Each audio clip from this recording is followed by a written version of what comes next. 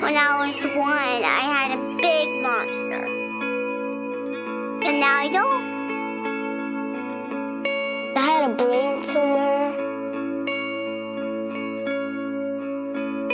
Now I feel better.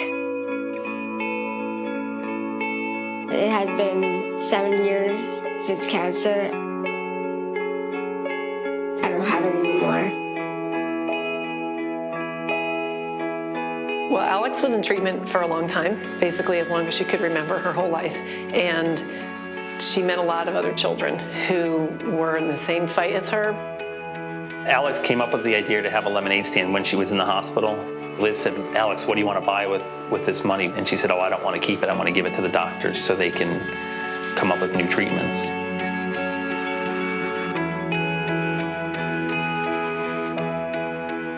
Alex was diagnosed just 2 days before her first birthday. You know, we had sensed for several months that something wasn't right with her, but to hear that she had neuroblastoma, which can be curable, but it can also be very deadly, was like your worst fear has happened, and it's really hard to comprehend. Things we learned from Alex's diagnosis and sickness was to make the most of every day, to enjoy every day, and just to live the best life that you can.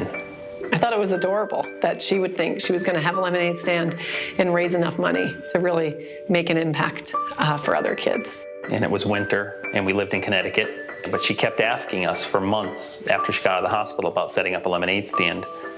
It took a while before we realized that what she was doing was making a difference. Her first lemonade stand, she raised $2,000. When we moved down to Philadelphia, Alex started bringing up the idea of setting up another lemonade stand. She raised $12,000 in one day. Next year, $18,000 she raised in one day in the pouring rain. And then an amazing thing started happening was we started getting letters from people that read about her or saw her on TV. And the letters would say, Alex, we saw what you were doing and we wanted to help you, so here's our check from money that we raised. It started with Alex, but then it became so much more. It's like a hub and spoke. You know, she was the hub, and all these spokes started doing things. She lived 8.5 years, but she packed a lot of living into 8.5 years.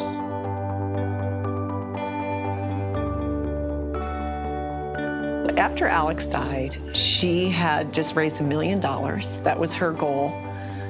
She had reached it, and she passed away. I honestly thought the lemonade stand would go away. But people said, we're going to keep doing this in honor of Alex. We're going to continue what Alex started. So that planted a seed in our minds that maybe this was something that could continue. So many people reached out and said, we want you to continue this. And so Liz and I realized, you know what?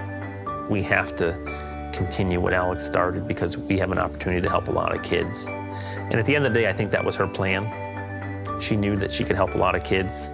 She knew that what she was doing wasn't going to help her. I thought that this was particularly fascinating. The torch was handed by a child, and it was reversed. It was handed by a child to her parents, who took her vision. So it's a vision of a child that we're all trying to achieve here. A child who suffered and decided that this should not be the end of it. She didn't want to stop that. Alex's initial vision has carried out in helping literally thousands of researchers in this country be able to continue to perform cutting-edge research. I've been in this business for over 30 years, and this is, in my opinion, the worst funding climate we've ever experienced. There has been a progressive decrease in the amount of money available to research childhood cancers. That's where Alex's Lemonade Stand Foundation steps in. We are funding the best research to help kids with cancer that exists. We think that's probably our most important job, is making sure we're funding the right projects. We have a very developed grant selection process where people apply to us. We have scientists review these projects. And basically, at the end of the day, we fund the ones that score the best during this review process, because We want to help the most kids with cancer that we can, and we want to help them as quick as we can, because every year that it takes us, more kids are going to die waiting for that new treatment. It's a tough thing to be a childhood cancer researcher when there's not a lot of money there, but you're giving your life to a cause where you could be doing something else where you're making more money, but you have a dedication to these kids, and so we want to be there for those researchers. I was fortunate enough to be honored with an Alex's Lemonade Stand Foundation Young Investigator Award.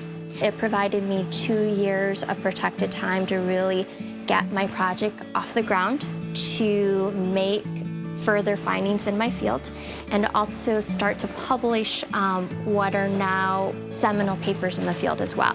We would like to find targeted treatments that are less toxic to the brain, less toxic to the child, and that do not involve the skill of a surgeon. And so without funding such as Alex's Lemonade Stand Foundation, I don't think investigators like myself could really do the work that we do. Certainly, Alex Lemonade Stand Foundation has been one of the most successful foundations I know of. They've been enormously successful, and they have had a tremendous impact throughout the country and even beyond. We're extremely fortunate. I mean, I feel so lucky. I feel like the luckiest mom in the world. To have had Alex as my daughter, but to be able to continue to carry on something so meaningful that she started that's having such an impact is a gift, and I appreciate it every day. We're happy to be coming to work because we know that we're helping kids, and we're going to be even happier on the day that we don't have to come to work because we've gotten cures for all the kids. And I see that day coming. I see that day coming when we have a cure for all the kids. They won't have lifelong side effects from the treatment. I see that day on the horizon.